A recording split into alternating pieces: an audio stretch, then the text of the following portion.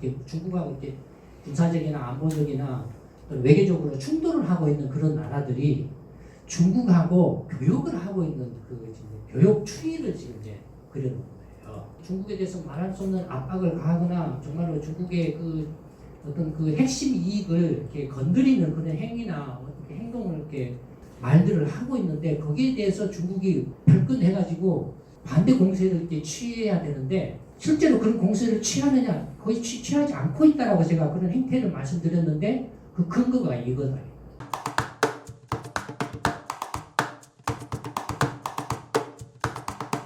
근데 미국 같은 경우 보면 이제 저기 주황색이 이제 미국이 중국으로부터 수입하는 월별 수입 추이를 나타내요.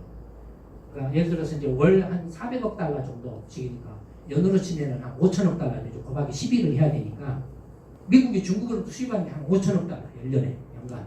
그다음에 이제 미국이 중국한테 수출하는 게 월 한 100억 달러니까 연간으로 치면 1,200억 달러. 으로 보면은 압도적으로 이제 중국이 미국한테 대해서 흑자를 내고 있는 구조죠. 근데 보시면은 2020년 코로나19 뭐 2017년도 이렇게 봐가지고 2018년 19년 때 중국이 미국에 수출한 게 줄었죠. 줄은 게 이제 보복 관세. 코로나19 이후에 바이든 정부 들어와서도 또 코로나19 때문에 이제 줄어든 것도 있고 보복 관세로 줄어든 것도 있고 2020년에 작년에 들어와서는 다시 약간 또 늘어나고 있는 그런 모습을 보이고 있어요. 반면에 이제 미국 같은 경우는 미국이 중국에 대한 수출이 약간 늘어나고 있죠. 워낙 규모가 이제 수입에 비해서 수출 규모가 작아서인데 2020년은 2020 올해 들어와서도 미국이 중국한테 수출한 게 늘어나고 있어요. 미국이 중국을 그렇게 쪼고 있는데도 늘어나고 있어요. 유럽연합 같은 경우도 중국한테 대해서 적자를 내고 있어요. 거의 이제 중국으로도 수입하는 게 월 한 400억 달러니까 연으로 치면 한 5천억 달러 가까이 그 미국하고 비슷하게 수입을 하고 있죠. 반면에 이제 중국에 수출하는 게 한 월 200억 달러니까 연으로 치면 2,400억 달러 정도. 근데 중국에 대한 수출이 뭐 그렇게 크게 줄어들거나 감소하지 않고 있어요. 영국 같은 경우는 중국에 대한 수출이 좀 줄어들고 있지만 줄어든 게 뭐냐면 영국 자체 문제예요. 그 다음에 미국 같은 경우도 중국에 대한 수출이 좀 늘어나는데 저보다 훨씬 더 늘어나요. 늘어났어야 돼 원래는. 왜냐하면 미국이 중국한테 제일 많이 수출하는 게 뭐죠? 비행기예요. 비행기. 항공기예요. 근데 항공기인데 뭐가 사고가 났죠? 네, 보잉 그 737 맥스 그게 지금 불량이었죠. 그런 바람에 지금 중국이 제일 많이 수출한 건데 그게 지금 수출이 막혀버려가지고 그나마 그거 빼놔도 저런 좀 늘어나는 거죠. 그 다음에 캐나다 같은 경우도 마찬가지. 일본도 그래요.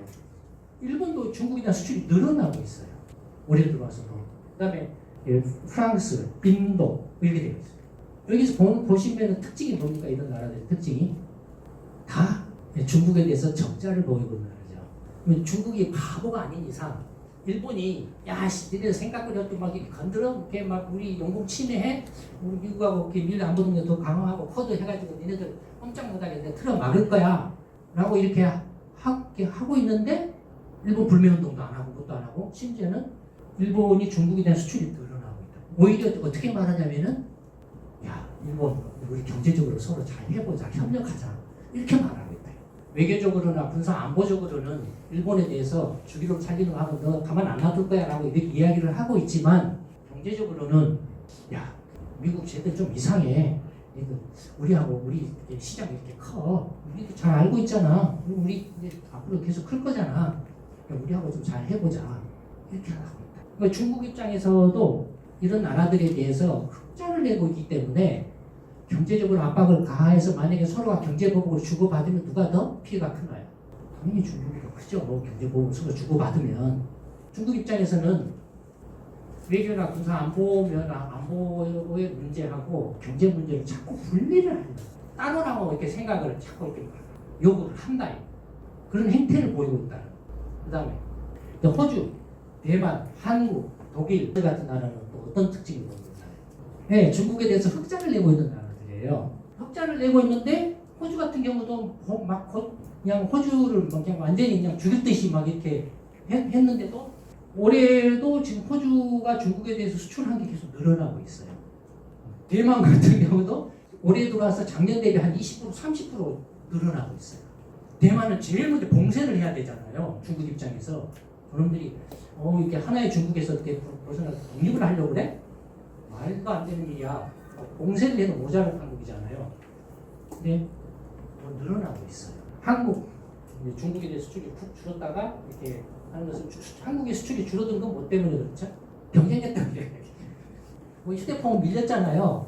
그 삼성전자 역시 중국 초창기 때 수출했던 것에 비하면 지금 예전에 중국 시장 점유율이 20%막 20% 됐던 것이 지금은 거의 없어져 버렸잖아요. LCD라든지 디스플레이 같은 것도 그렇고 선박 같은 것도 그렇고 독일 같은 경우도 지금 물론 이제 독일이 중국에 대해서 수출을 많이 하는데 다들 자동차죠. 자동차 말고 전기화학, 화학, 유기화학, 화학이라든지 이렇게 이런 것들이 아주 강해요. 그다음에 이제 브라질 같은 경우는 주로 이제 농산품이죠. 그러니까 이런 나라에 대해서는 중국이 약간 경제적인 압박 카드를 만지작거려요. 이런 나라들에 대해서는 약간의 그 경제적인 카드를 만지작거리는데 시행만 하고 있어요. 그것도 만지작거리기는 하는데 시행을 하고 있어요. 미중 패권 전쟁이 지금 어떤 상황인가에 대해서 중국의 행태적인 관점에서 설명을 했습니다.